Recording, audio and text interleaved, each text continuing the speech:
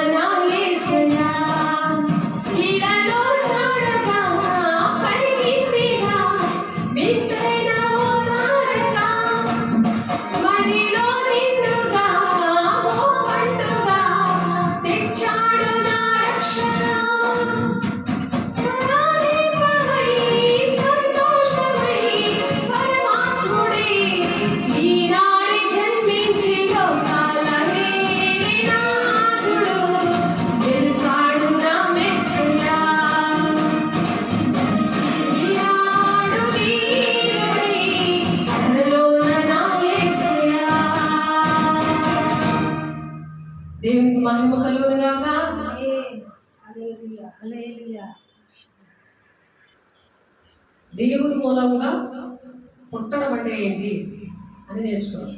దేవుని మూలంగా పుట్టడం అంటే ఏంటి అని తెలిస్తే ప్రతి ఒక్కరు కూడా నేను దేవుని మూలంగా నేను పుట్టానా లేదా అనే విషయం తెలుస్తుంది. దేవుని మూలంగా పుట్టకపోతే అనురప్ప పాటలో దేవుడు వచ్చినప్పుడు తెలియదు, వాడికి తెలియదు, జ్ఞానేంద్రియాలు వాళ్ళకు ఉండవు. అందుకనే దేవుని మూలంగా మనం ప్రతి ఒక్కరూ కూడా పుట్టాలి. ఆమేన్. ఎప్పుడైతే పుడతారో ఆయనే దేవుడు దయాళుడు అని మనం రుచి చూసి తెలుసుకుంటాం. ఆయన దయగల దేవుడు, కరుణించే దేవుడు, కాపాడే దేవుడు, రక్షించే దేవుడు, క్షమించే దేవుడు, ప్రేమించే దేవుడు, ఈ విషయాలన్నీ కూడా తెలుస్తాయి. ఆయనలో పుట్టిన వాళ్ళకే తెలుస్తాయి. లేకపోతే వాళ్ళకి దేవుడు ఎన్ని ఉపకారాలు చేసినా, ఎన్ని అద్భుత కార్యాలు చేసినా, ఎన్ని మహత్కార్యాలు వాళ్ళ జీవితంలో చేసినా ఇలా మొక్కేసి వెళ్ళిపోతారే తప్ప దేవుడి ప్రేమను రుచి చూసి తెలియలేని వాళ్ళు ఇతరులకి ఆ రుచి పంచలేదు. ఏదైనా హోటల్లో దమ్ బిర్యానీ చాలా బాగుంది అని చెప్పి ఆ హోటల్కే వెళ్ళమని చెప్తారు. అందరూ వండుతారు, కానీ కొందరికి కొన్ని వరాలు ఇస్తారు. కొన్ని ఆ అభిషేకం ఉన్న వల్ల అది వండినా చాలా ఇష్టంగా తింటారు. ఆ రుచి చూసినప్పుడు ఆ విధంగా చెప్తారు. ఎలాగైతే భౌతికమైన విషయాల్లో చెప్తారో అది ప్రేమను బట్టే కదా చెప్తారు. కానీ ఇక్కడ ఆత్మ సంబంధమైన ప్రేమ అన్నమాట. ఆత్మ విషయంలో ఈ శరీర సంబంధమైన ప్రేమ ఏం చేస్తుందంటే మరణానికి నడిపిస్తుంది. అది కొంత టైమే ఉంటుంది. కానీ ఆత్మానుసారమైన ప్రేమ, ఆత్మ సంబంధమైన ప్రేమ ఏం చేస్తుందంటే అది జీవితాంతం వాళ్ళలో ఉండి యుగాలు వాళ్ళతో ఉండి అనేకమైన బిడ్డల్ని దేవుడి రాజ్యానికి నడిపిస్తుంది. దేవుని రాజ్యానికి నడిపించడం అంటే ఏంటి? అగ్నిగుండంలో కాలుతున్న వాళ్ళు ప్రతి ఒక్కరిని లాగి రక్షిస్తారు అనమాట. దేవుని రాజ్యాన్ని నడిపించడానికి దేవుడు వాళ్ళకి అటువంటి ప్రేమను ఇస్తారు. దేవుని మూలంగా పుట్టినప్పుడు వాళ్ళకి దేవుడు దయాళుడని, ఆయన మంచి దేవుడని, ఆయన శక్తివంతుడని, ఆయన మాట్లాడే దేవుడని వివరించగలరు, అర్థమయ్యేలాగా చెప్పగలరు దేవుని మూలంగా పుట్టినప్పుడు. 1 పేతురు 2వ అధ్యాయంలో ప్రభు దయాళుడని మీరు రుచి చూచి ఉన్నాడలా సమస్తమైన దుష్టత్వము, సమస్తమైన కపటమును, వేషధారను, అసూయను, సమస్త దూషణ మాటలను మాని అవన్నీ వాళ్ళు ఉండవు, మానేస్తారు అనమాట.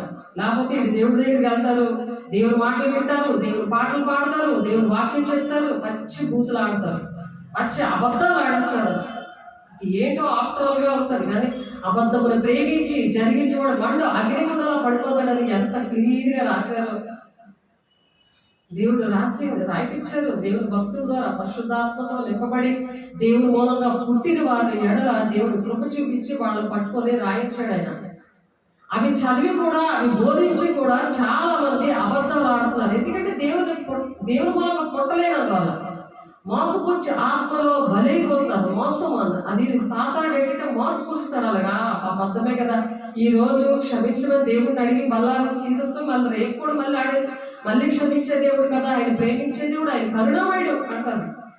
కానీ అది తప్పది, అది తప్పు. ఆయన క్షమిస్తున్నాడంటే ఆయన గాయాలు మీరు రేపడం కాదు, క్షమించి దేవా నన్ను క్షమించండి, ఇక నా జీవితంలోకి ఎప్పుడూ ఇటువంటి పని చెయ్యను, ఇటువంటి పని చేస్తున్న వాళ్ళతో నేను వాళ్ళ అటువంటి బంధకాలను విడిపించే నాకు అభిషేకం ఇవ్వండి, అటువంటి బిడ్డల్ని నేను రక్షించే అటువంటి మనసును, అటువంటి వరాలను, అటువంటి ఆత్మీయ ఫలాలు నాకు ఇవ్వండి అని అడగాలి. ఈ తప్పులు చేయకూడదు. లేకపోతే కుక్క తన వాంతిని ఏ విధంగా తింటాలో అలాగా అది తింటాది, కక్కేసి మళ్ళీ తింటాలి. అలా కుక్క జీవితం, కుక్కలతో మీరు జాగ్రత్తగా ఉండండి అని ఉంది వాక్యం. అది దుష్ట బోధ అని. కుక్కల బోధ ఏంటంటే అబద్ధ ప్రవక్తల గురించి, అబద్ధ బోధకుల గురించి చెప్తున్నారు. కుక్కలు బోధ విషయంలో మీరు జాగ్రత్త అని చెప్తున్నారు. మళ్ళీ ప్రకటన 22:15లోని మరి కుక్కలు, మాంత్రికులు, వ్యభిచారులు, విగ్రహారాధికులు, ఈ లిస్టులో కుక్కలు కూడా ఉన్నాయి. ఎందుకంటే ఆ దేవుళ్ళ పుట్టి కూడా వాళ్ళు మర్చిపోయారు, విషయం మర్చిపోయి మళ్ళీ వెళ్ళి ఆ సమస్తమైన దుష్టత్వమును, సమస్తమైన కపటమును, వేషధారణ. ఇదేంటంటే వేషధారణ. ఇంట్లో అబద్ధాలు ఆడతారు, భార్యను కొడతారు, భర్త మీద తిరగబడతారు, వచ్చి ఇంట్లో చర్చికి వచ్చి దేవుని మాటలు చెప్తారు. విశ్వాసులు అయితే, శిష్యులు అయితే, సేవకులు అయితే, మనుషులు అందరూ కూడా మనుషులు కాబట్టి దేవుడు అభిషేకం ఉన్న వాళ్ళు కూడా అది రోజు అభిషేకం పొందుకోపోతే, వేసే శరీర రక్తం రోజు తీసుకోకపోతే దేవుడు నడిపింపు అనేది ఉండదు. ఎంతమంది అయితే నామూలంగా నడిపించబడతారో వాళ్ళే నా కుమారులు, నా కుమార్తెలని రోమ 8:14 పౌలు గారు చెప్తున్నారు. మరి ఆ మాటకి నేను క్రీస్తుని పోలు నడుస్తున్నాను, మీరు నన్ను పోలు నడవండి అని ఆయన నడిచి చూపించారు. యేసయ్య నడిచి చూపించారు. మరి పౌలు కూడా హింసకుడు, దూషకుడు, హానికరుడు, సేవకుల్ని చంపినవాడు, పిల్లలు చంటి పిల్లలతో సహా అది కనికరం లేకుండా చంపిన నరహంతకుడు, దుర్మార్గుడు, అతన్ని దేవుడు రక్షించుకున్నాడు. అతను పౌలు క్రీస్తుని పోలి నడిచి చూపించాడు. మరి అంతకన్నా ఆ పౌలు భక్తి మనం చేస్తున్నాం. అపొస్తలుల బోధ ఆయన చేశారు. యేసయ్య చెప్పిన బోధ విన్నారు. అతనికి ఎన్ని కష్టాలు వచ్చినా సరే బ్రతుకుడే క్రీస్తే, చావైతే లాభం అని నిలబడ్డాడు. మరి ఆ విధంగా మాదిరికరంగా దేవుడు అలాగా మనకి ఆ భక్తి నేర్పించినప్పుడు మనం దేవుల్లో పుట్టామా లేదా అని చెప్పి వాక్యాన్ని బట్టి మనం దేవుని బిడ్డలు, పరిశుద్ధాత్మతో నింపబడిన బిడ్డలు, భక్తులు ఏ విధంగా నడిచారని వాక్యం చూసుకొని వాక్యం అనే అర్థంలో సరి చేసుకోవాలి. ముఖం మీద ఏమైనా మచ్చలు ఉంటే ఎలాగ మనం సరి చేసుకుంటాం అర్థంలో? అలా వెళ్ళిపోతే అందరూ కూడా నవ్వుతారు కదా. అలాగే మన జీవితాలు నవ్వుల పాలు అవ్వకుండా, దేవునికి అవమానకరంగా ఉండకుండా సాతాను మీద అధికారం ఇస్తాడు. ఎప్పుడైతే దేవుడిలో పుడతారో వాళ్ళకి సాతాను మీద అధికారం ఇస్తారు. జైలు వాళ్ళకి జీవితంలో మరి యుగాలు కూడా జయశీలుడైన దేవునితో యుగాలు ఉండే స్థితి వాళ్ళకి దేవుడు ఇస్తారు. ఆమేన్. కాబట్టి అవన్నీ కూడా మారి కొత్తగా జన్మించిన శిశువుని పోలిన వారి నిర్మలమైన వాక్యమైన పాలను రక్షణ విషయంలో ఎదుగు నిమిత్తం ఆ పాలను అపేక్షించాలి, తాగాలి. ఒక దాహం, ఆ పాలు అంటే వాక్యమైన పాలు అనమాట. ఆ శిశువు, ఆ కొత్తగా జన్మించిన శిశువును పోలిన వారే ఆ యేసు ఎలాగైతే పుట్టాడో అలాగా మన హృదయాల్లో ఆయన జన్మించినప్పుడు వాక్యాన్ని ఆ విధంగా పాలలాగా తాగాలంటే ఎందుకు? రక్షణ కోసం. మామూలు పాలు శారీరకంగా బలం కోసం తాగుతాం, కానీ ఆత్మ బలంగా ఉండాలంటే రక్షణ అనేది మనకు దుష్టుడు ముట్టకుండా మనలో మనం రక్షణలో మనం ఎదగాలంటే, మనం రక్షించబడాలంటే, ఒక కంచె వేసుకోవాలంటే, దుష్టుడి మీద అధికారం సంపాదించుకొని వాడిని చెదగొట్టడానికి రోమా 16:20 ప్రకారం సమాధానకర్త అయిన దేవుడు మన కాళ్ళ కింద చెదగొట్టండి అని ఉంది అక్కడ. మనం చెదగొట్టాలి. ఎవరి కోసమే ఎదురు చూడడం కాదు. సాతానుడు వచ్చాడు నా సేవకులుగా చెదగొడతాది, యేసయ్య వస్తారు అని ఎదురు చూడడం కాదు. నీకే అధికారం ఇచ్చాడు. ఎవరైతే దేవుని మూలంగా పుడతారో వాళ్ళకి దేవుడు సాతానుడిని సమాధానకర్త అయిన దేవుడు ఏం చేస్తాడో వాళ్ళలో ఉంటాడు కదా, ఆయన పుడతాడు కదా, ఒంట్లో ఉంటాడు కదా. ఆ ఉన్న దేవుడు ఏం చేస్తాడు? సమాధానకర్త అయిన దేవుడు మీ కాళ్ళ కింద చెదగొడతాడు. మీరు చెదగొట్టరు, మీరే చెదగొడతారు. ఎందుకంటే దేవుడు కలిగి ఉన్నారు కాబట్టి, ఆ వాక్యమైన పాలన అపేక్షిస్తున్నారు కాబట్టి. అపేక్షించడం అంటే ఏంటి?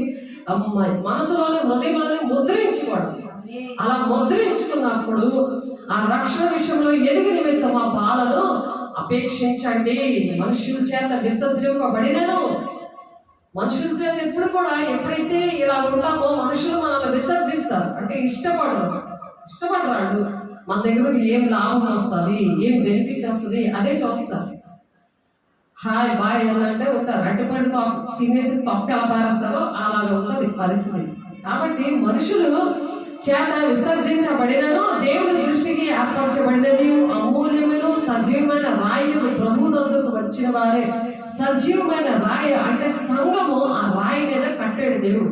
పేతురు నీ మీద నేను సంఘాన్ని కడతాను అని చెప్పి పేతురుకు వాగ్దానం ఇచ్చాడు. అందరూ కూడా ఒక్కొక్క పేతురు లాంటి వాళ్ళం అనమాట. మన మీద సంఘాన్ని కట్టాలి. మనం ఎక్కడ నిలబడితే అక్కడ 2-3 దేవుని వార్తను ప్రకటించి మన సాక్ష్యం ద్వారా, దేవుని సాక్ష్యం ద్వారా, దేవుని వాక్యం ద్వారా, ఈ 3 ద్వారా సంఘాన్ని అక్కడ నీ మీదే కట్టాలి. నువ్వే ఒక రాయివి, నువ్వే ఒక సంఘానివి. ఎక్కడ నువ్వు నిలబడితే యేసయ్య ఎప్పుడైతే నీలో పుట్టాడో ఎక్కడ నిలబడితే అక్కడే సంఘం అనమాట. ఆమేన్. అలాగా అనేకమైన బిడ్డల్ని రక్షించాలి. ఆ రక్షణ కోసమే వాక్యమైన పాలను తాగాలి, అపేక్షించాలి. అపేక్షించమంటే ఒక దాహం వేస్తూ ఉంటారు.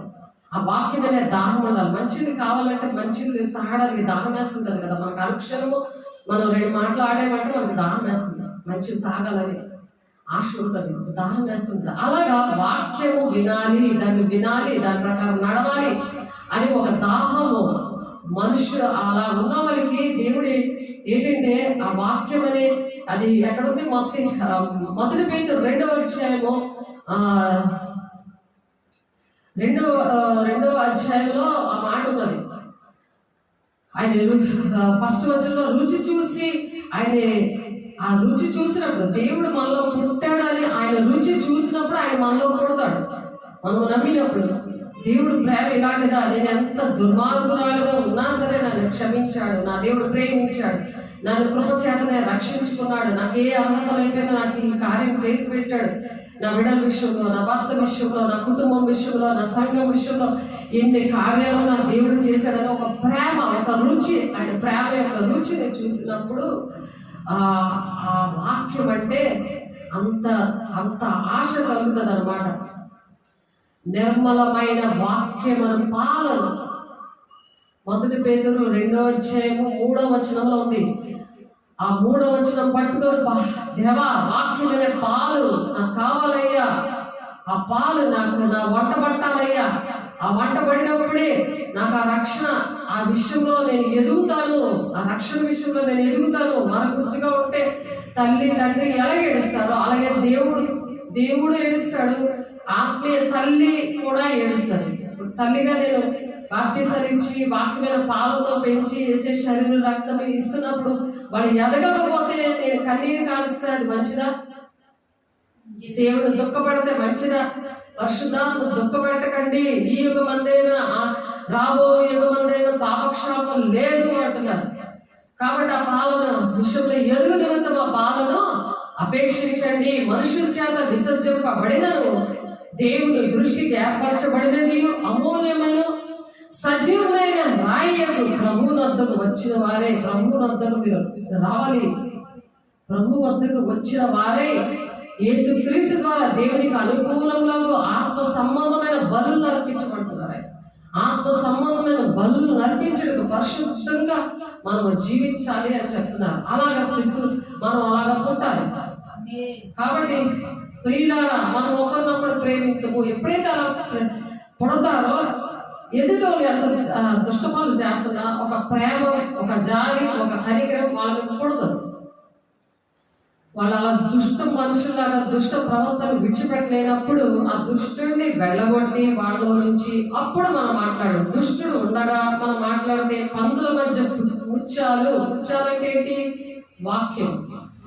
పందుల మధ్య ముత్యాలు వేస్తాయి, తొక్కి నిన్ను చేస్తాయి అని వాక్యం చెప్తుంది. కాబట్టి వాళ్ళలో ఉన్న చీకట్లు ఇప్పుడు నువ్వు నీలో వేసాయి. పుట్టినప్పుడు అప్పుడు నీకు ఆ రక్షణ పాలను తాగినప్పుడు నువ్వు ఎదుగుతున్నప్పుడు జ్ఞానం వస్తుంది. ఆ జ్ఞానం వచ్చినప్పుడు ఏం చేయాలి? ఫస్ట్ ఆ సాతాను మీద అధికారం దేవుడు ఇచ్చాడు కదా, సమాధానకర్త అయిన దేవుడు నీలో నిలబడి ఆ కాళ్ళ కింద చెదగొట్టేసి ఫస్ట్ వాళ్ళలో ఉన్న చీకట్లు చెదగొట్టేసి అప్పుడు వాళ్ళని ప్రేమతో దేవుని మాటలు చెప్పాలి. ప్రియులారా, మనం ఒకరినొకడు ప్రేమించము, ఒకరినొకరిని అలాగే ప్రేమించాలి. ఇంట్లో వాళ్ళే కావచ్చు, బయట వాళ్ళే కావచ్చు, పెద్దోళ్ళే కావచ్చు, చిన్నపిల్లలే కావచ్చు, ముసలోళ్ళే కావచ్చు, దానికి ఏజ్ లిమిట్ లేదు. కాబట్టి ఇక్కడ ఏం రాశారు? ప్రియులారా అని పిలుస్తున్నారు. ఎవరు పిలుస్తున్నారు? దేవునిలో పుట్టిన వాళ్ళు, దేవుని ప్రేమ కలిగి దేవునిలో పుట్టిన వాళ్ళు. ప్రియులారా, మనం ఒకరినొకడు ప్రేమించము. ఎలాగంటే ప్రేమ దేవుడు మూలముగా కలుగుతున్నది. ఎవరి వల్ల కలుగుతుంది? అది దేవుడు మూలంగా కలుగుతుంది. అంటే దేవుడు నేను పుట్టినప్పుడు నీకు కలుగుతుంది ఆ ప్రేమ. అంటే ఆ ప్లేస్ లో ఎలా వస్తుంది? గూండారాణి లాగా, గూండాగాడు లాగా, ఒక మాస్ పీపుల్ లాగా, ఒక లేబర్ లాగా, ఎలాగా ఇష్టం వచ్చిన కూతులాడి శుభ్రంగా చెరగొట్టేస్తారు. అలా పనులు చేస్తే ఏ పని చేసినా. ఇప్పుడు ఎవరు వచ్చారు? దేవుడు అదే మనిషిలో ఏసై జన్మించాడు, దాన్ని ఏసై పుట్టడం అంటారు. ఆ మనిషి ఎలా ఉంటారంట?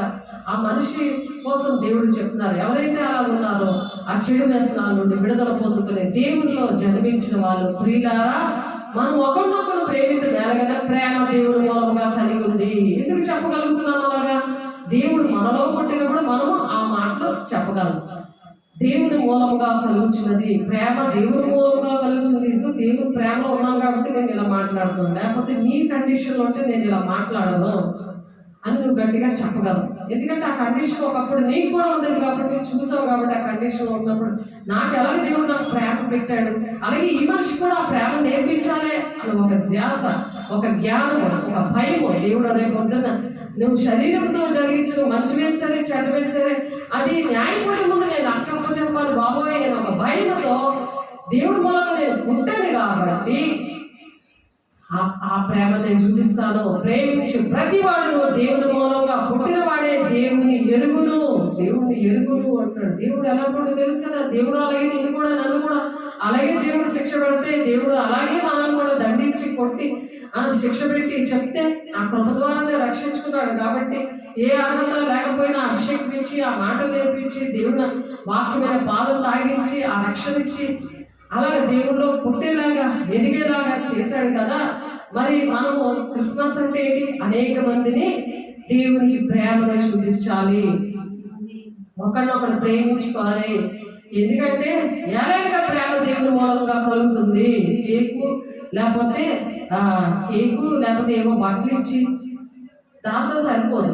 అది భౌతికంగా బాగుంటుంది. కానీ ఆత్మ ఇవన్నీ ఇప్పుడు మనం మీరు ఇచ్చిన కేకులైనా ఎంత ఖర్చు పెట్టి క్రిస్మస్ చేసినా అది భౌతికంగానే మిగిలిపోతుంది. పండగ చాలా బాగా చేసుకున్నారు, అది మనకు రోజు పండగే. రోజు దేవుడు ప్రతి మనలో జన్మించాలి. మనము ఇంకొకరిలో జన్మించేలాగా దేవుని ప్రేమ దేవుని మూలంగా వస్తుంది. ప్రేమ అనేది దేవుని మూలంగా కలుగుతుంది. అలాగే శిశువులాగా కొత్తగా జన్మించిన శిశువులు పోలిన వారే నిర్మలమైన వాక్యమైన పాలను తినడానికి దేవుని సన్నిధికి నడిపించాలి.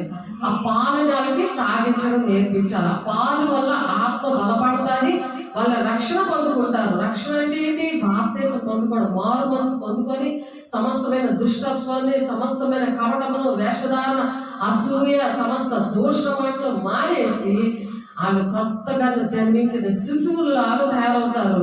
నిర్మలమైన పాల వలన వాళ్ళు రక్షణ విషయంలో ఎదుగుతూ ఉంటారు.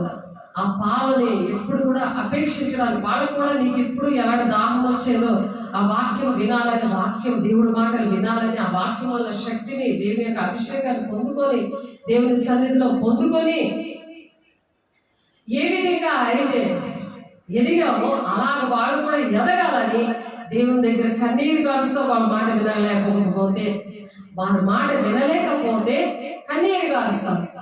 కన్నీరు కాల్చినప్పుడు దేవుడు ఇంకా ప్రేమ నీలో పెట్టి ఆ మాట వల్ల వినకపోతే ఇంకొక మాట దేవుడు నేర్పిస్తాడు.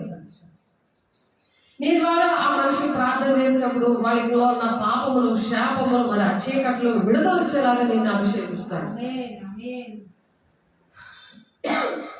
కన్నీరే కాల్చకపోతే, నువ్వే పాలు తాగకపోతే, నీకే వేసే నీలోనే పుట్టకపోతే, ఆ వాక్యమైన పాలను నువ్వే తాగకపోతే ఎవరిని రక్షించగలరు? అది ఆత్మీయంగా పుట్టడం. దేవుడు ఆత్మీయంగా దేవుడి బిడ్డలు బలపరిచి దేవుడి రాజ్యానికి నడిపించడం. అది మనము ఆయన ద్వారా జీవించినట్లు దేవుడు తన ద్వితీయ కుమారుని లోకంలోనికి పంపించాడు అన్నమాట. అందుకు దేవుడు లోకంలోనికి పంపించారు. కాబట్టి ఇటువంటి విషయాలు మొదటి సమయాలు గ్రంథంలో ఉన్నది. మొదటి సమయాలు గ్రంథంలోనే మనం చెప్పుకున్నాం. 18వ అధ్యాయం 8-9 వచనాల్లో ఉన్నది ఆ మాట. కాబట్టి అవి అనేకమైన భక్తుల విషయంలో అలా జరిగింది. అలాగా ఉండకపోతే యెషయా 3వ అధ్యాయం చూద్దాం. యెషయా గ్రంథం 3వ అధ్యాయంలో మాట ఉంది. ప్రతి విషయం కూడా దేవుని అడిగి మనము ఏ డెసిషన్ అయినా, ఏ పని అయినా, ఏ పని చెయ్యాలన్నా దేవుని అడిగి వెళ్ళాలని యెషయా గారు ఇక్కడ ప్రవచిస్తున్నారు. మన సొంత జ్ఞానంతో వెళ్ళకూడదు. పరిశుద్ధాత్మ దేవుడు నడిపించినప్పుడు ఎలా ఉంటుందంటే ఆయనకి ఇష్టంగా నడవగలం అన్నమాట. అప్పుడు జయం వస్తుంది. ఏ విషయంలోనే నా దేవుని మూలంగా పుట్టినవాడు పాపము చేయకుండా ఉంటాడని వాక్యం ఉంది. అది ఎక్కడుందంటే చెప్తాను. 1 యోహాను రాసిన పత్రిక 3వ అధ్యాయంలో ఉంటుంది అన్నమాట. మొదటి యోహాను రాసిన పత్రిక మీకోసం చదువుతున్నాను, జాగ్రత్తగా వినండి. అది గుర్తుపెట్టుకోవాలి. గుర్తుపెట్టుకొని ఆ వాక్యం నెమరేసుకుంటా ఇంటికి వెళ్ళి అది మళ్ళీ తీసి నమలేయాలి. అంటే అలా గుర్తు చేసుకుంటూ ఉండాలి. అప్పుడు అరుగుతుంది, గుంట్లోకి వెళ్తుంది. బాగా అలాగా ప్రతి కణాల్లో, కండరాలు, ఎముకల్లో, మూలుగుల్లో, రక్తంలో అది కలిసిపోయి నీకు ఆరోగ్యం, బలము, శక్తి అది ఇచ్చి, అభిషేకం ఇచ్చి నడిపిస్తుంది అనమాట ఆ వాక్యం. మొదటి యోహాను రాసిన పత్రిక 3వ అధ్యాయం 9వ వచనంలో, దేవుని మూలముగా పుట్టిన ప్రతి వానిలో ఆయన బీజము నిలుచును గనుక వాడు పాపము చెయ్యడు. ఆ దేవుని మూలంగా పుట్టిన వాడిలో బీజము, ప్రతి వానిలో ఆయన బీజము నిలుచును గనుక. ఇప్పుడు అబార్షన్లు ఎందుకు అవుతాయి చెప్పాలి? అబార్షన్లు ఎందుకు అవుతాయి? కడుపులోని గర్భసంచి బాగోపోయినా ఆ బీజం నిలవబడకపోతే అబార్షన్ అవుతుంది. ఇప్పుడు నేను బీజం అంటే ఏంటి? ఇక్కడ వాక్యం అనే దేవుడు పుట్టాలి. పరిశుద్ధాత్మ శక్తి వల్ల మరియం ఎలాగైతే యేసయ్యని కన్నారో అలాగా ఆడ మగ తేడా లేకుండా ఆ వాక్యం అనే బీజము ద్వారా నేను ఆ బీజము దేవుని మూలంగా పుడితే నీ ద్వారా దేవుని పిల్లలు బయటకు వస్తారు. ఆమేన్.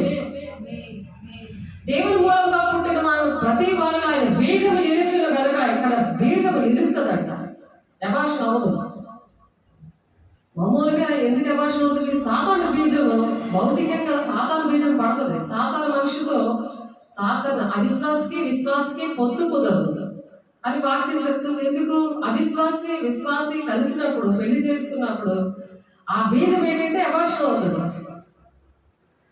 ఆ బీజం నిలబడదు, సాతాను నిలబడనివ్వడు. గర్భఫలము దేవుడిచ్చే బహుమానం కాబట్టి ఆ బహుమానం కూడా కరెక్ట్ గా దేవుడి మాట విని దేవుడు బిడ్డగా పుట్టాలి అంటే ఇప్పుడు భౌతికంగా అలా ఉండాలని మనం ఎలా ఆశపడుతున్నామో ఆత్మీయంగా కూడా వాక్యం అనే సరైన వాక్యమును నేర్చుకుంటే దేవుడు నీలో జన్మిస్తాడు. కల్పన కథలు, దెయ్యముల బోధ మత్తయి 7వ అధ్యాయం 15వ వచనంలో ఉన్నది. అబద్ధ బోధకులు, అబద్ధ ప్రవక్తలు ఉన్నారని ఉంది వాక్యం. కాబట్టి అలాగా ఉన్నప్పుడు మరి మొదటి యోహాను 4వ అధ్యాయం 1వ వచనంలో కూడా ఉంది. అనేకమైన ఆత్మలు బయలుదేరి ఉన్నారు అంచెదినాల్లో. అవి ఏ ఆత్మలో అవి మీరు మోసపడద్దు, మోసపుచ్చబడద్దు అని ఉంటుంది అక్కడ హెచ్చరికగా. అనేకమైన వాక్యాలు అవి ఉన్నాయి. గాలికి చెదరగొట్టబడి పొట్టిలాగా మీరు అటు ఇటు వెళ్ళద్దు. దేవుడు ఏ మాటలు నేర్పించారో, అపోస్తల బోధన పెంచారో అలాగే నిలబడండి అని చెప్తున్నారు. కాబట్టి ఆ బీజం ఏం చేస్తుంది? నిలబడదు. ఇక్కడ దేవుని మూలంగా పుట్టిన బీజము ప్రతి వాణిలో నిలుచును కనుక వాడు పాపము చెయ్యడు. పాపం చేయడు అనమాట. అది కన్ఫామ్ గా చెప్తున్నారు. వాడు దేవుని మూలంగా పుట్టిన వాడు కనుక పాపము చెయ్యజాలడు అని కన్ఫామ్ గా ఉంది ఆ మాట. ఆ వాక్యము, ఆ వాగ్దానం పట్టుకొని ప్రార్థన చేయాలి. లేకపోతే సాతానుడు ఎంత కన్ఫామ్ గా చెప్తుంది దేవుని బిడ్డ అని వాళ్ళ వెనకాతలే ఉంటాడు. వాడు గర్జించి సింహంలా తిరుగుతా ఉంటాడు. ఎప్పుడు పడేద్దామా అని చెప్పి. ఇప్పుడు ఆ 3 నెలల వరకు భౌతికంగా గర్భంతో ఉన్న 3వ నెలలో ఉన్నప్పుడు వరకు గర్భిణీ స్త్రీకి మరి అటు ఇటు జాగ్రత్తగా కూర్చున్నప్పుడు జాగ్రత్త, బరువు సామాన్లు ఎత్తద్దు, పెండం జారిపోతుందేమో, ఆ బీజం నిలబడదు అని పెద్దోళ్ళకి చెబుతా అలాగా డాక్టర్ చెప్తారు. అలాగే ఇక్కడ ఏంటంటే దేవుడు పుట్టి ఇక్కడ ఆత్మీయంగా వాడు దేవుడు మూలంగా పుట్టిన వాడు గనుక పాపము చెయ్యజాలడు అని చెప్పినా సరే రోజు కూడా తను తాను భద్రం చేసుకోవాలి. వాక్యం అనే పాలు తాగుతూ ప్రార్థన చేసుకుంటూ యేసే శరీరము రక్తము కృపాసింహాసనం దగ్గర తీర్పు తీర్చుకుంటూ తనకు తానే విమర్శించి కొన్ని ఏళ్ళ తీర్పు పొందకపోదుము అని వాక్యం ఉంది. కాబట్టి అలాగా మనమే తీర్పు తీర్చుకుంటూ అబ్బా యేసే శరీరం రక్తము తీసుకొని యోహాను 6వ అధ్యాయము 53 నుండి 58 వచనాలు మీరు చదివితే అక్కడ ఉండే దేవుని మాటలన్నీ కూడా అక్కడ 6 బెనిఫిట్లు ఉన్నాయి. ఆ బెనిఫిట్లు ఆయన గుణాలన్నీ పుట్టడానికి దేవుడు ఆ పుట్టడానికి కావలసి పుట్టి ఆ బీజం నిలబడడానికి కావలసిన శక్తి అందులో ఉంటుంది. అది ఆ శక్తిని గురించి మనం ఇప్పుడు ఈ వాక్యం చదివాక అది చూద్దాం. వాడు దేవుని మూలంగా పుట్టిన వాడు గనుక పాపము చేయజాలడు. దీన్ని బట్టి దేవుని పిల్లలెవరో అపవాది పిల్లలెవరో తేటబడను. నీతిని జరిగించని ప్రతివాడును తన సహోదరుని ప్రేమని ప్రతివాడును దేవుని సంబంధులు కారు. తన సహోదరులు అంటే ప్రతి ఒక్కరు బ్రదర్ అండ్ సిస్టర్స్ అని అనుకుంటారు. క్రిస్టియన్స్ లో దేవుని బిడ్డలందరూ కూడా బ్రదరు సిస్టర్ అని తెలుసుకుంటారు. ఎందుకంటే అదొక సహోదర ప్రేమ. ఆ ప్రేమ లేకపోతేనంట దేవుని సంబంధాలు వాళ్ళు కారు అని అంటున్నారు. వాళ్ళు ఏ కులమైనా ఏ మతమైనా సరే ప్రతి ఒక్కరు కూడా సహోదరులాగా పిలుచుకోవాలి. మనం ఒకరినొకరు ప్రేమింపవల్లని అది మొదటి నుండి మీరు విన్న వార్త ఏమనగా మనము కయ్యను వంటి వారమే ఉండరాదు. వాడు దుష్టుని సంబంధి తన సహోదరుని చంపాడు. కయ్యను బలి అర్పించాడు. ఒక మాట చెప్పుకున్నాం. సారీ చూడాలి, నిలబడాలి. కయ్యను దేవుని అర్పణ అర్పించాడు. హేబేలు కూడా అర్పణ అర్పించాడు. ఇప్పుడు దుష్టుడి సంబంధి కయ్యను లాగా ఉండకూడదు అంటున్నారు. దేవుని మూలంగా పుట్టేమే లేదా మన బీజం నిలబడాలంటే దేవుడితో లేకపోతే ఇప్పుడు కయ్యనిలా తయారవుతారు. అర్పణ అర్పించేస్తారు. దేవుని ఆజ్ఞలు పాటించేస్తున్నాము, దేవుని సన్నిధికి వెళ్ళిపోతున్నాము. కానీ వాక్యం వినకపోతే ఆ వాక్యం అనే పాలన మీరు తాగకపోతే ఎలా రక్షణలో ఎదుగుతారు? సాతాడు అప్పుడే నిద్ర పెడతాడు. అప్పుడే ఏదైనా మన బాధ ఉంటుంది, అప్పుడే గుర్తొచ్చేలాగా తలంపులన్నింటినీ కూడా వాడు చెరిపేస్తున్నాడు. దేవుడి మాటలు చెరిపేసి సాతానుడు ఆడు బాధ మొదలెడతా ఉంటాడు. ఇంట్లో పరిస్థితులు, బయట పరిస్థితులు, మన బాధలు అన్ని కూడా గుర్తు చేస్తూ ఉంటాడు. కాబట్టి మనం కయ్యను వంటి వారమే ఉండరాదు. వాడు దుష్టుని సంబంధి తన సహోదరుని చంపేను. వాడు అతన్ని ఎందుకు చంపేను? తన క్రియలు చెడ్డవి, తన సహోదరుని క్రియలు నీతిగానే ఉండను గనుకనే కదా. తమ్ముడు మంచోడు, అన్నయ్య మంచోడు కాదు. తమ్ముడు చక్కగా దేవుని ప్రార్థన చేస్తున్నాడు, సూర్య అని చెప్పి శాకరేట్ చేస్తాడు.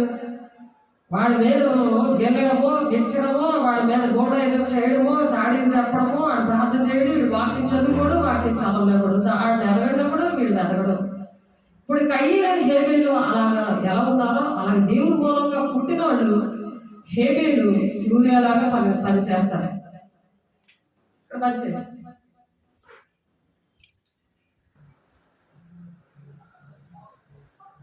ఇప్పుడు కయ్యను హేబేలు ఎలా ఉన్నారు? సూర్య శేఖరు అలా ఉన్నారు.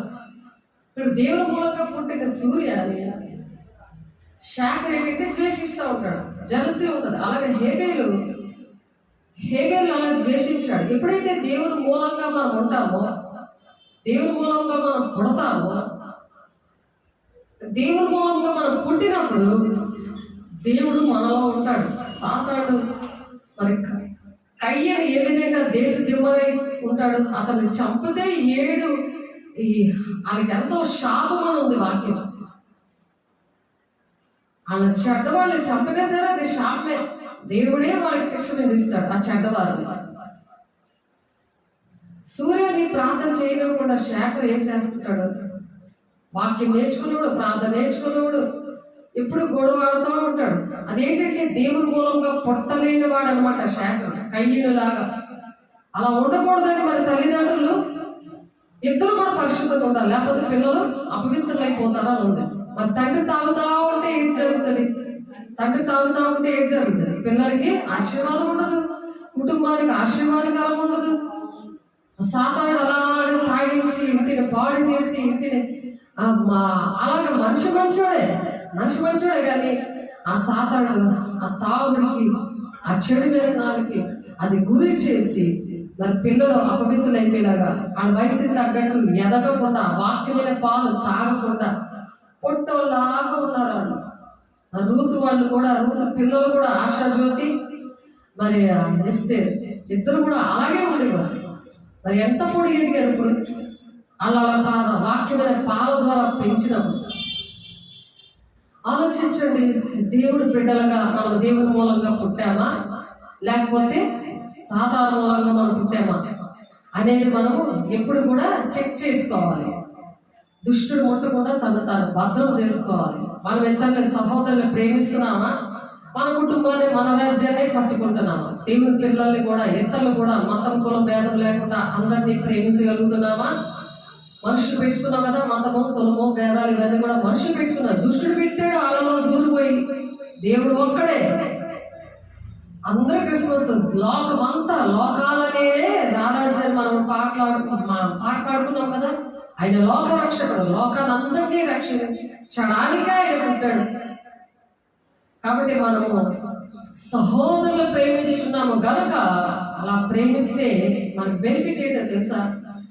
మరణములో నుండి జీవంలోనికి దాటి ఉన్నామని ఎరుగుదము. మరణంలో నుండి జీవంలోనికి అంటే నరకంలో వెళ్ళకుండా స్వర్గంలోనికి వెళ్తాం. అలాగే మరణం ఉండదు. ఇంకా ఇక్కడ మమ్మల్ని శారీరకంగా చనిపోతారు, అది మట్టి కొద్ది ఆత్మ మాత్రం చావు ఉంటుంది. అది యుగాలు కూడా దేవుడితో ఉంటుంది. అదే శరీరము చనిపోతే కయ్యేరు లాగా బ్రతికితే, కయ్యేరు దేవుని బీజం వల్ల పుట్టలేదు, అది నాటబడ్డది కానీ అది నిలబడలేదు. వాక్యమైన పాలు దానికి దొరకలేదు. వాక్యమైన పాలు దొరికినా దాన్ని పక్కన పడేసింది. ఆ వాక్యమైన పాలను పారేసింది. వాడు పారేసినందువలన ఆ కయ్యను చంపిన వాళ్ళకి కూడా చాలా పనిష్మెంట్ ఉంటుందని దేవుడు చెప్పినప్పుడు చంపడానికి కూడా భయపడ్డారు. కాబట్టి దేశ దిమ్మరులాగా తిరిగాడు అనమాట. అది ఎలా పోల్చుకుంటారంటే నుదుటి మీద ఒక ముద్ర వేసేస్తాడు దేవుడు. ఆ ముద్ర చూడగానే వాడినే భయపడి వెళ్ళిపోతారు తప్ప వాడిని ఎవరు చంపరు, కయ్యను చంపరు. కానీ హేబెలు చనిపోయి ఆ రక్తం మొరపెట్టింది. ఆ మొరపెట్టడం బట్టి ఆయన నీతిమంతుడు చనిపోయినా సరే ఆయన నీతిమంతుడిగా తీర్చబడ్డాడు అనమాట. నీతిమంతుడు ఒక్కడూ లేడని దొంగబోధ చేస్తారు. నీతిమంతులు బోళ్ళ మంది ఉన్నారు, నీతిమంతుడు ఒక్కడూ లేడు, అందరూ పాపము చేసి నశించిపోతున్నారు అని దేవుడు బాధతో చెప్పాడు ఆ మాట. అదేంటంటే సాతానుడు ఎలా బోధ చేస్తున్నాడు? నీతిమంతుడు ఒక్కడూ లేడు కాబట్టి పాపం చేస్తే దేవుడి రాజ్యానికి వెళ్ళిపోతారు అని ఆ దుష్ట బోధ సాతానుడు చేపిస్తున్నాడు. కానీ నీతిమంతుడు చనిపోయి అనేక మంది బిడ్డలు నీతిమంతులుగా సాక్ష్యం పొందుతున్నారు. నేను నీతిమంతుడను అని చనిపోయి కూడా వాళ్ళు జీవము కలిగి మన మధ్య నిలబడి సాక్ష్యం చెప్పేలాగా దేవుడు చేశాడు. అది హెబ్రీయులకు రాసిన పత్రిక 11వ అధ్యాయం అంతా కూడా అటువంటి మొత్తం లిస్ట్ అంతా అక్కడ ఉంటుంది. ఆ భక్తుల లిస్ట్ అంతా కూడా అక్కడ ఉంది. కాబట్టి మనం సహోదరులను ప్రేమించుతున్నాము గనుక మరణంలో నుండి జీవంలోనికి దాటి ఉన్నామని ఎరుగుదుము. అది మనకి తెలిసింది. ఇప్పుడు ఎరుగుదు అంటే మనకి తెలిసింది. ఇప్పుడు మనం చనిపోయినా సరే అలా ఉండాలి, జీవంలోకి దాటి ఉండాలి.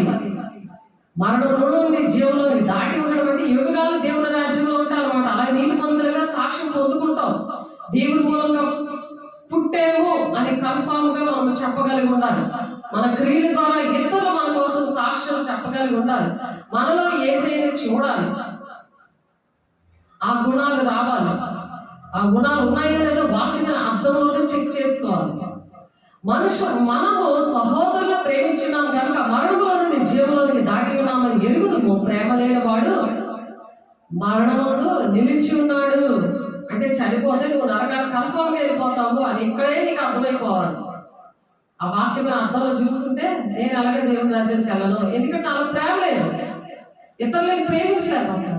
దేవుని మాటలు వింటున్నాను కానీ ఇతరులకు నేను చెప్పలేకపోతున్నాను. 1 కొరింథీ 11:26 యేసు శరీరం రక్తం తీసుకొని ఆయన మరణాన్ని మీరు ప్రచురం చేస్తారో ఉంది వాక్యం. అది ప్రచురం చేయకపోతే నీలో ఉన్న దేవుడు నీలో పుట్టాడు కదా, ఆ పుట్టిన దేవుడిని నువ్వు చూపించలేకపోతే, ఆ ప్రేమను నువ్వు చూపించలేకపోతే, ఆయన ప్రాణం పెట్టాడు కనీసం దేవుడి మాటలు కూడా చెప్పలేవా? నువ్వు ప్రార్థన చేస్తే దేవుడు అక్కడ కార్యం చేస్తానంటాడు. ఆ కోసం నువ్వు ప్రార్థన చేయాలి కదా. ఆ దేవుని సన్నిధికి తీసుకొచ్చేలాగా వాళ్ళ మాట వినకపోతే వాళ్ళ లెక్క చెప్పుకుంటారు. కానీ నీ లెక్క ఒకటి ఉంది కదా, నువ్వు వెళ్ళి మాట వినకపోయినా దేవుడు ఎన్నిసార్లు దేవుడు మనల్ని అలాగా దేవుడు ఓదార్చి, ఎన్ని కష్టాలు ఉన్నా, కన్నీళ్ళు ఉన్నా, ఎంత దుఃఖంలో ఉన్నా ఓదార్చి ఆయన ఒళ్ళో కూర్చోబెట్టుకొని కన్నీరు తుడిసి దేవుని సన్నిధిలో నేను సంతోషంగా నేను పంపిస్తున్నాడు. దేవుడు అభిషేకించి, దేవుడు అనేకమైన ఆశీర్వాదాలు ఇచ్చి, ఎన్నో అద్భుత కార్యాలు చేసి దేవుడు పంపిస్తున్నాడు. అవన్నీ ఎందుకు? అలాంటి వారిని చెప్పడానికి అర్హత లేకపోయినా ఎందుకు దేవుడి మాటలు చెప్పి బలపరుస్తున్నాడు మనల్ని? ఆ దేవుడు అన్ని విషయాల మీద వాక్యమనే పాలు తాగి ఎదగండి, క్రీస్తును పోలి మీరు నడవండి, క్రీస్తు కలిగిన మనసు మీరు కూడా కలిగి ఉండండి అని ఫిలిప్పీ పత్రికలో ఉంది. ఫిలిప్పీలు రాసిన పత్రికలో ఉంటుంది ఆ మాట. కాబట్టి మనము సహోదరులను ప్రేమించుచున్నాము గనుక మరణములో నుండి జీవంలోకి దాటి ఉన్నాము ఎరుగుదము. ప్రేమ లేని వాడు మరణములో నిలిచి ఉన్నాడు. తన సహోదరుని ద్వేషించేవాడు నరహంతకుడు. ఎంత లెక్క ఉందో చూసారా? ప్రేమించకపోతే నరహంతకుడు అంట. ఆ మనిషిని చంపలేక లెక్క వచ్చేస్తుంది. చూడండి దేవుడి లెక్క ఎలా ఉందో. మామూలు లెక్క అనుకుంటారు, నేనేం పొడవలేదు కదా, నేను చంపలేదు కదా, నేనేం అనలేదు కదా, నేను అసలు టచ్ చేయలేదు కదా, నేను ఎలాగ నరహంతకుడు అవుతాను అని అనుకుంటాం మనం. కానీ తన సహోదరుని ద్వేషించేవాడు. ద్వేషిస్తే చాలా, ద్వేషించకూడదు.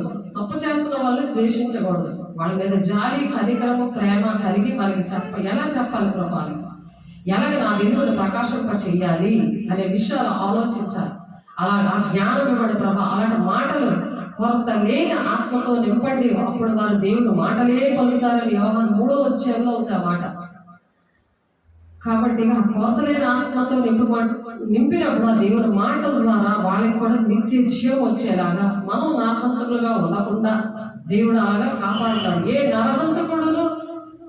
నరహంతకుని యందు నిత్య జీవం ఉండదని ఎరుగుదము. అలాగే సహోదరులు ప్రేమించకపోతే నిత్య జీవం ఉండదు, అంటే దేవుని రాజ్యం ఉండదు. నిత్యము మనం జీవించేది ఎక్కడ? పరలోక రాజ్యం. ఆ పరలోక రాజ్యం మనకు ఉండదు. అర్థమవుతుందా? ఎంత భయంకరంగా ఉంటుంది. వాక్యమైన పాలు తాగుతున్నాము, దాంట్లో సరి చేసుకున్న వాక్యమైన అర్థములో సరి చేసుకుంటున్నాము, నిత్య జీవం ఉండదు. వాళ్ళని ద్వేషించకూడదు.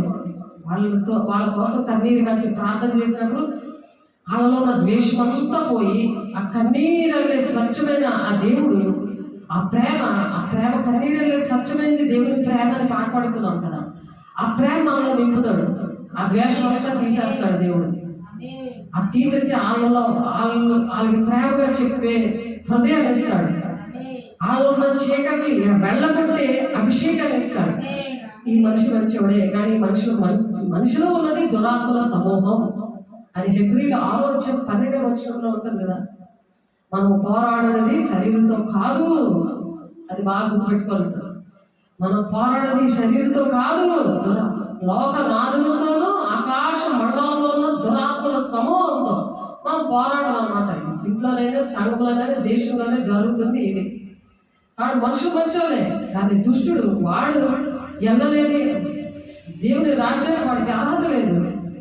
మనకి ఎందుకు అర్హత ఉండాలి? దేవుడు పిల్లలకి ఎందుకు అర్హత ఉండాలని దేవుడు పిల్లల మీదే ఆడు కను దృష్టి పెట్టి ఆడు గర్జించి సింహంలా తిరుగుతూ ఉంటాడు. ఎలా మింగేద్దామా, ఎలాగ నేను వశపరుచుకుందామా, ఎలా తాగించేద్దామా, ఎలాగ తప్పుడు పనులు చేయిద్దామా, ఎలా బూతులాడించేద్దామా, ఎలాగ అబద్ధాలు ఆడించేద్దామా, వాడు అలా చేస్తున్నప్పుడు దేవుని పిల్లలుగా దేవుని ప్రేమతో ఉన్న వాళ్ళు, ఆ సహోదర ప్రేమతో దేవుని ప్రేమతో పుట్టిన మనము వాళ్ళ కోసం ప్రార్థన చేయాలి. దేవుని మాటలు వివరించి చెప్పాలి, అర్థమయ్యేలాగా చెప్పాలి. కాబట్టి ఏ నరహంతకుని యందును నిత్య జీవం ఉండదని మీరెరుగుదురు. ఆయన మన నిమిత్తము తన ప్రాణం పెట్టారు కనుక దీనివల్ల ప్రేమ ఎట్టిదని తెలుసుకొనిచున్నాము. ఆయన మన కోసం ప్రాణం పెట్టాడు కాబట్టి ఆ ప్రేమ, ఆయన ప్రేమ ఎటువంటిది? అయ్యో నేనైతే ప్రాణం పెట్టట్లేదు కదా, కనీసం 2 మాటలు నేర్చుకొని నేను చెప్పగలిగి ఉండాలి. ఆ మనిషిలో ఉన్న చీకట్లు వెళ్ళగొట్టి నేను చెప్పగలిగే అభిషేకం నాలో ఉండాలంటే నేను దేవుని మాటలు, దేవుని వాక్యాన్ని నా ఒంట్లో నింపుకోవాలి. యోహాను 1:1-4 ఏముంది? వాక్యం అనే దేవుడు అనమాట.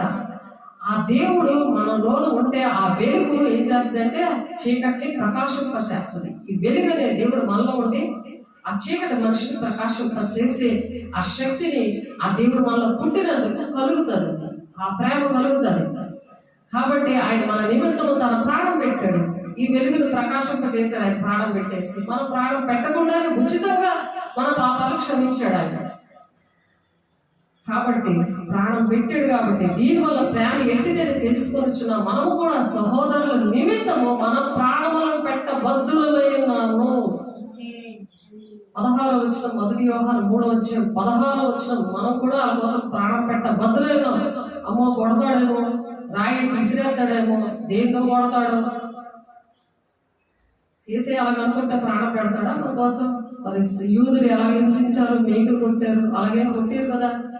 ఇప్పుడు మన ఇంట్లో ఉన్న వాళ్ళు కానీ, సంఘంలో ఉన్న కానీ ఎవరైనా సరే దేవుడు సురక్షితంగా పరిశుద్ధాత్మ దేవుడు మమ్మల్ని సంరక్షించి దేవదూతల కాపుదల రక్షణ కంచె వేశాడు కదా. కనీసం దేవుడి మాటలు నేర్చుకుని వాళ్ళకి జాగ్రత్తగా వాళ్ళకి అన్నం పెడుతున్నప్పుడు, వాళ్ళకి ఏదైనా ఇచ్చినప్పుడు, వాళ్ళకి ఏదైనా గిఫ్ట్ తెచ్చినప్పుడు చెప్పాలి కదా ఈ మాటలు.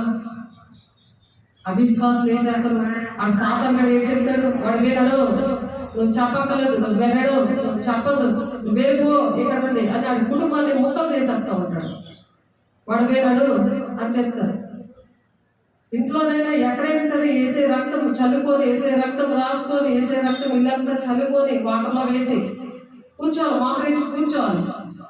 దేవా, సౌలుని దర్శించిన దేవా, భయంకరమైన మనుషులను చంపేశాడయ్యా, ఎంత హింసకుడు, దూషకుడు, హానికరుడు, కడుపు గర్భాన్ని ఇలా చీల్చేసి పిల్లలు ఎగరేసి పొడి చేసిన దుర్మార్గుడు అన్న సౌలుని పౌలుగా చేశావయ్యా. బ్రతుకుడే క్రీస్తే, చావైతే రామని చెప్పాడయ్యా. నేను క్రీస్తుని పోలు నడిచాను, నన్ను పోలు మీరు నడవండి ఒక సవాలుగా నిలబడ్డాడయ్యా. మరి నన్ను మార్చవాలగా, అటువంటి ప్రేమ నాకు పెట్టవా అని మోకాళ్ళు వేస్తే కన్నీరు వస్తుంది, దేవుని అభిషేకం వస్తుంది, ఆ ఎదుటి మనుషులకు ప్రేమ కలుగుతుంది. అలా కుటుంబాన్ని కట్టుకోవాలి, సంఘాన్ని కట్టుకోవాలి, దేశం కోసం ప్రార్థన చేయాలి. అదే సంపూర్ణమైన భక్తి కలిగి ఉంటే, మాన్యతైన భక్తి కలిగి ఉంటే మనుషులందరి కోసం ప్రార్థన చేయండి. ఎందుకంటే ఎందుకు చేయాలి అలాగా? నువ్వు నెమ్మదిగా సుఖంగా బ్రతకాలంటే చేయాలి.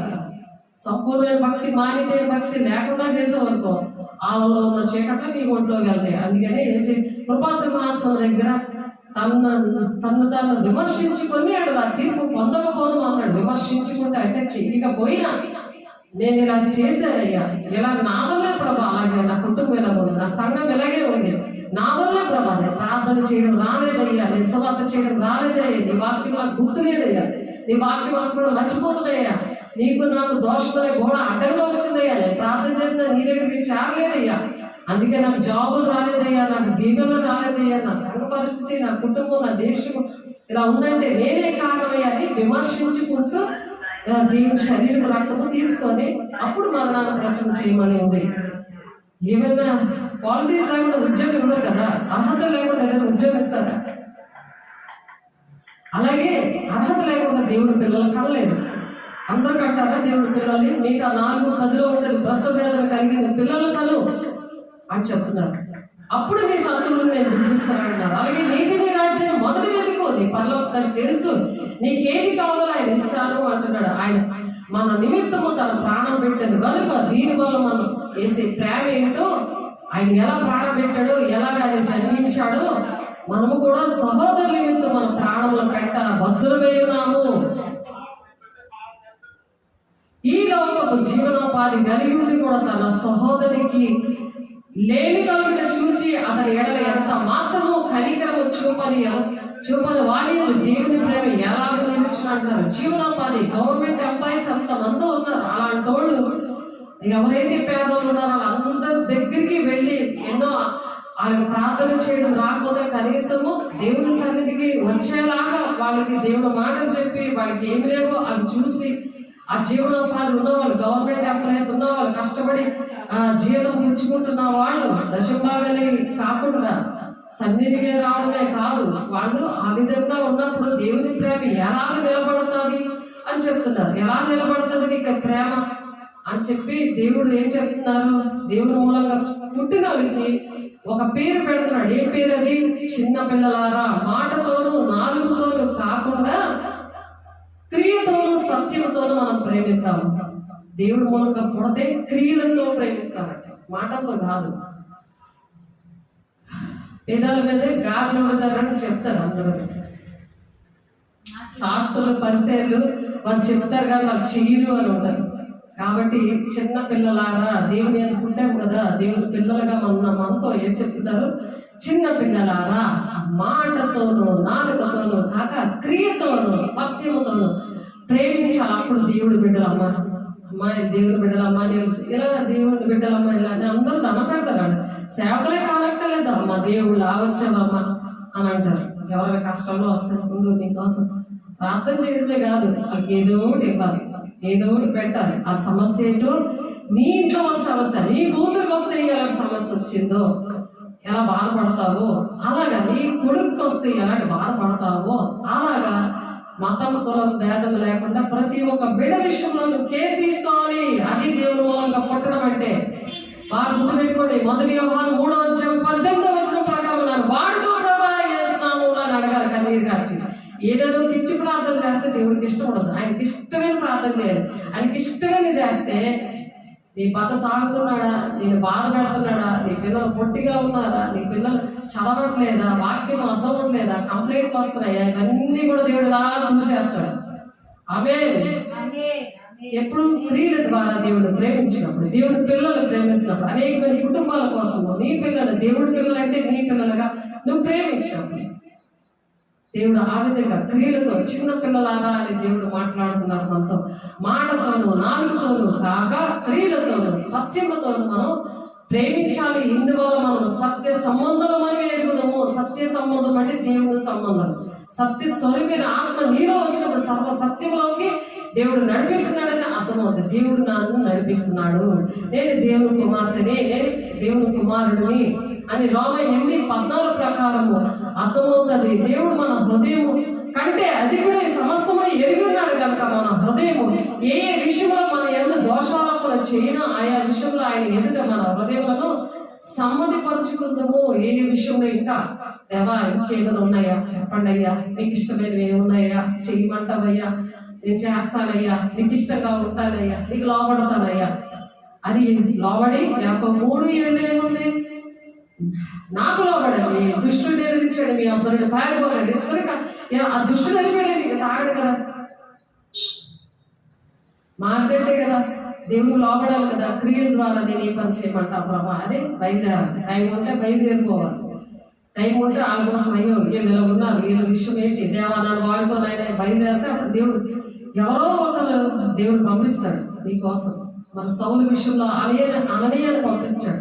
సౌలుకి ఏ దర్శనం వచ్చిందో అదే దర్శనం అననీయం వస్తుంది. ఇద్దరితో ఒకే విషయం మాట్లాడతాడు. అలా ఇద్దరితో మాట్లాడి పంపిస్తారు. దేవుడు అలా మాట్లాడే దేవుడు, పరిశుద్ధాత్మ దేవుడు అలా పనిచేసే దేవుడు. నన్ను దేవా నాకు కల్పించయ్యా, నీ బిడ్డలో నాతో మాట్లాడించయ్యా, నన్ను వాడుకోరా. మనలో ఏం లేదు, అహంకారం మనకి ఏం అవసరం లేదు. మనం ఎప్పుడు జీరో ఆయన లోపడితే చాలు. దుష్టుడిని ఎదిరిస్తాడు, దుష్టుడిని ఎదిరించి ఆయన తరగొట్టేలాగా దేవుడు అధికారం ఇస్తాడు. యాకోబు 3:7 ప్రకారం అలాగే ఎదిరిస్తాడు అనమాట. ఆ విధంగా ప్రతి విషయంలో కూడా 1 యోహాను పత్రిక 3:19 ఉంది మాట. సత్య సంబంధులు అని మనం ఎరిగినప్పుడు మనం తెలుసుకున్నాం. మనం సత్య సంబంధం దేవుని బిడ్డలు మనం తెలుసుకున్నప్పుడు మన ఏదో దోషారోపణ ఏడు చేస్తా, ఇంకా ఏ విషయాలు ఉన్నాయో, ఇంకా మనం దోషులుగా ఏ విషయాల్లో ఉండిపోయామో అది కృపాసింహాసనం దగ్గర దేవుడు గుర్తు చేస్తాడు మోకరించినప్పుడు. ఆ విషయాల్లో ఆయన ఎదుట మన హృదయములను సమ్మతిపరచుకోవాలంటే సమాధాన పడాలి దేవుడితో. సమాధానపడి అయితే నేను ఇలా చేస్తానయ్యా, నువ్వు చెప్తున్నావు కదా. అప్పుడు కీర్తన 32:8 ప్రకారం నేను దృష్టి నుంచి దేవుడు ఒక ఆలోచన చెప్తాడు. నువ్వు ఎలా నడవాలి, ఎవరి దగ్గరికి వెళ్ళాలి అని బోధిస్తూ ఉంటాడు. నువ్వు నడుస్తుంటే బోధిస్తూ ఉంటాడు. దేవుడితో మాట్లాడుకుంటూ వెళ్ళాలి. అలాగే వెళ్ళకపోతే నష్టాలేంటి అనేది యెషయా 30:1 చూద్దాం. యెహోవాకి ఇదే లోబడిన పిల్లలకు శ్రమ. అలా లోబడకుండా సమ్మతపరచుకోకుండా దేవుడు ప్రేమ లేకుండా నరహంతకులాగుండి ఉన్నారే అనుకో. ప్రేమ లేకుండా నరహంతకులు అని చెప్తున్నారు కదా. మోహపు చూస్తే చాలు, వాళ్ళతో డైరెక్ట్ గా వ్యభిచారం చేసినట్టే అని చెప్తున్నారు. మోహపు చూపితే చాలు, ఒక తలం పోస్తే చాలు ఆ వ్యభిచారం చూసినట్టు అని చెప్తున్నారు కదా. దేవుడు లెక్కలు ఏంటో అవి చూసుకోవాలి. మనుషుల లెక్కలకు మనం అనవసరం. కాబట్టి యెహోవాకు ఇదే లోబడిన పిల్లలకి శ్రమ. నేనేం చేయలేదు కదా అనుకోకూడదు. ఆ మోహపు చూపులు ఉండకూడదు, నరహంతకుల్లాగా ఉండకూడదు. ఎందుకంటే 10 ఆజ్ఞల్లో వ్యభిచరించకూడదు, నరహత్య చేయకూడదు, దొంగిలించకూడదు. దేవుడి డబ్బు దొంగిలించమేమో, అలాంటివన్నీ కూడా గుర్తుపెట్టుకోవాలి. అలాగే 10 ఆజ్ఞలు కూడా దేవుని దగ్గర రోజు కూడా ఏ విషయాల్లో నేను నిలబడలేదు ఆ విషయాలు గుర్తుపెట్టుకోవాలి. కాబట్టి యెహోవాకు ఇదే లోబడిన పిల్లలకు శ్రమ. పాపములకు పాపములు కూర్చుకున్నట్లుగా పాపములకి ఇంకొక పాపం కూర్చుకుంటున్నట్టు అయిపోతుంది. ఈ ప్రార్థనలు అంతా ఏమైపోతాయి? పాపం అయిపోతాయి. 109వ కీర్తన 6వ వచనంలో ప్రార్థన భక్తిహీనుడు కుడి పక్కన ఉంటే మీ ప్రార్థన పాపం అయిపోతుంది అని ఉంది అక్కడ. ఇక్కడ పాపము కూర్చుకున్నట్లుగా వారు నన్ను అడగక ఆలోచన చేయదురు. దేవుడిని అడగకుండా, దేవుడితో సమ్మతపరచుకోకుండా, అంటే దేవుడితో సమాధానం పడకుండా, దేవుడిని అడగకుండా డెసిషన్ తీర్చుకుంటాడు. ఎవరు? దుష్టుడు పక్కన ప్రార్థన చేస్తాడు కదా, అది పాపమైపోతుంది అని చెప్తున్నారు కదా. 109వ కీర్తన 6వ వచనం, 115 15 అధ్యాయం 1వ వచనంలో కూడా ఉంది. మీ చేతుల రక్తంతో మీరు కడుగుకొనడి, మీరు ప్రార్థన చేసినప్పుడు నేను వినను, నేను కళ్ళు కప్పుకొని ఉంటాను.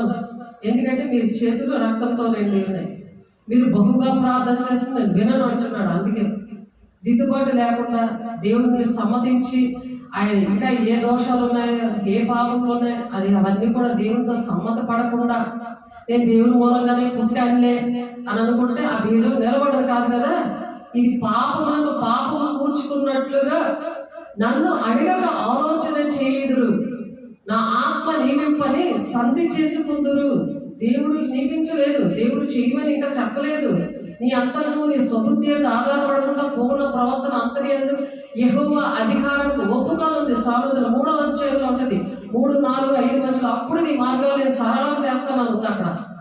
ఇక్కడ యెషయా గ్రంథం 30:1వ వచనంలో నన్ను అడగక ఆలోచన చేయదురు, నా ఆత్మ నియమింపని సంధి చేసుకుంటారు. అది పెళ్లి కావచ్చు. ఆ పెళ్లి విషయంలో కూడా భర్త ఆడపిల్లని మగ పిల్లవాడిని కూడా ఆ కుర్రోడికి ఇవ్వాలా వద్దా అని అడగాలి. ఆ ప్రకటన కన్నా దేవా, నా ప్రకటన కన్నా భార్య ప్రకటనకి ఇలా లోపల ఉంటుంది. ప్రకటన తీసి హవం చేశాడు కదా ఆదాము నిద్రిస్తున్నప్పుడు నరుడు ఒంటరిగా ఉండడం ఇష్టం లేక ఆ ప్రకటనను తీసి వేసి, మరి ఇక్కడ ఉన్న ప్రకటనకి ఇలా ఉంటుంది కదా, దాన్ని ఆ లోపల ఉన్న ప్రకటనకి ఇలా తీసి దీన్ని ఏం చేశాడు? ఆయన నారీగా సృష్టించాడు. అంటే స్త్రీ అనమాట. ఆ ప్రకటన ఆ ప్రకటనగా ఎవరు ప్రకటనకో తెచ్చి నీ పెడితే ఎలా ఉంటుంది? ఎక్కడి నుండి తీశాడో ఆ నారికే కదా కనెక్ట్ చేయాలి. అది అక్కడ సంధి చేసుకున్నప్పుడు ఆ సంధి జరగకపోతే, అంటే ఆ దేవునితో సమాధానం, ఒక ఒప్పందం తీసుకోకపోతే, మరి ఆ ఏదో పక్కన తెచ్చి ఇక్కడ పెట్టేశాడు అనుకో, ఇదే పక్కన కానీ దేవుడు అడగకుండా ఏం చేసి వస్తున్నారు. ఇప్పుడు వాళ్ళకి ఎవరు నచ్చిన వాళ్ళు పెళ్లి చేసుకుంటారు, ప్రేమించి పెళ్లి చేసుకుంటారు. ఎవరికి నచ్చిన వాళ్ళు ఎవరికైనా కట్నం సారీ వద్దానంటే ఏమంకలు మీ పిల్ల కావాలి, నేను తీసుకెళ్తాను, నేను పెళ్లి చేసుకుంటాను అనగానే గొడవ లేదనేసి అలా ముద్రించుకుంటున్నారు కుటుంబాలు. ఆ జీవితాంతాలు బలైపోతున్నారు. కాబట్టి అలా అవ్వకుండా దేవుడు సంధి చేసి నన్ను అడగకుండా, నన్ను అడగక ఆలోచన చేయుదురు, నా ఆత్మ నియమింపని సంధి చేసుకుందురు. వారు నా నోటి మాట విచారణ చేయక, వాళ్ళు అది కన్నులు సంధి చేసుకుంటున్నారు. వాళ్ళు నా నోటి మాట విచారణ చేయక వాళ్ళు సంధి చేసుకుంటున్నారు ఉంది ఇక్కడ వాక్యం. విచారణ అంటే దేవుని దగ్గర కన్నీరు కాచి అడగాలి, దేవా ఈ పని నేను చెయ్యాలనుకుంటా, ఆ మనిషిని నేను పెళ్లి చేసుకోవాలంతా. పెళ్లి కూతురు చేయాలి, పెళ్లి కూతురు తల్లిదండ్రులు చేయాలి, పెళ్లి కొడుకు తల్లిదండ్రులు ఇంటూ వారు చేయాలి. అలా చేయలేనప్పుడు ఎలా జరుగుతుంది? ఈ పక్కన ఇక్కడ పెట్టారనుకో, దేవుడు ఇలా పెడతాడు లోపల, మనుషులు ఇలా పెట్టేసుకుంటారు. కానీ అది కొన్నాళ్ళు ఎలా ఉంటుంది, కానీ అది ఒరిజినల్ కాదు కదా. అందుకే టింగ్ మళ్ళీ ఇలా బయటకు వచ్చేస్తుంది. అప్పుడు ఇటు వెళ్ళే గుచ్చుకుంటుంది, అటు వెళ్ళే గుచ్చుకుంటుంది. ఎవరైనా ఇలా వెళ్ళో ఇది గుచ్చుకుంటుంది, అటు నుండి ఆలోచన గుచ్చుకుంటుంది. అంటే ఆ కుటుంబం ద్వారా సంఘానికి మేలుండదు, కుటుంబానికి మేలుండదు, దేశానికి మేలుండదు. వాళ్ళకి జీవితం అంతా కన్నీరు, చెంత, చీకు, వేదన, దుఃఖము, తన్నులాట్లు, ఈ చెడు వ్యసనాలు ఇవన్నీ ఎందుకు వస్తాయి? ఇద్దరు విశ్వాసకి పొత్తు కుదరతారు. దేవుడు చెప్పాడు. ఇది వాక్యమో తెలియదు, ఇది దేవుడు విచారణ చేయాలనే విషయం కూడా తెలియదు. చూడండి ఎంత భయంకరమో. అందుకని దేవుడు ఈ మాటలు, ఇప్పుడు ఇశ్రాయేలీయులని యెహోవాకు పాపం మరీ ఎక్కువగా పుట్టినప్పుడు నట్లుగా ఆ పాపుల సంతానమైన మీరు మీ తల్లిదండ్రులకు ప్రతిగా బయలుదేరి ఉన్నారు.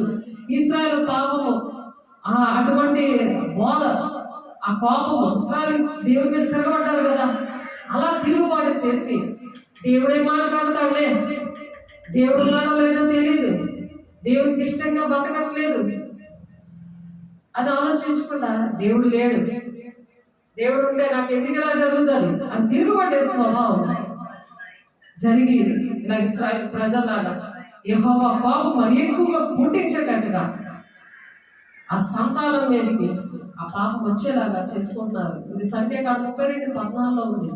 కాబట్టి ఎలా ఉన్నాం మనము అనేది ఆలోచించాలి. కాబట్టి అరణ్యంలో నీవు నీ దేవుడైన యెహోవాకు కోపం పుట్టించిన సంగతి జ్ఞాపకం చేసుకున్నాము, దాన్ని మరువవద్దు. నీవు ఐగుప్తు దేశంలో నుండి బయలుదేరిన దినము మొదలుకొని ఈ స్థలమంతా మీరు ప్రవేశించే వరకు మీరు యెహోవా మీద తిరుగుబాటు చేయించునే వచ్చారని ఇశ్రాయేలు ప్రజల కోసము అరణ్యంలో మోషే మీద తిరుగుబాటు చేసుకుంటే ఇశ్రాయేలు ప్రజలు వినకుండా 40 రోజుల ప్రయాణం 40 సంవత్సరాలు చేసుకున్నారు.